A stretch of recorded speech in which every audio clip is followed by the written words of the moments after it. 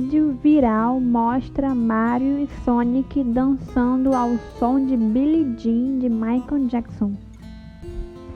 Durante anos, o icônico encanador da Nintendo e o borrão azul da Sega permaneceram como dois dos mascotes mais conhecidos dos videogames desde seus primórdios.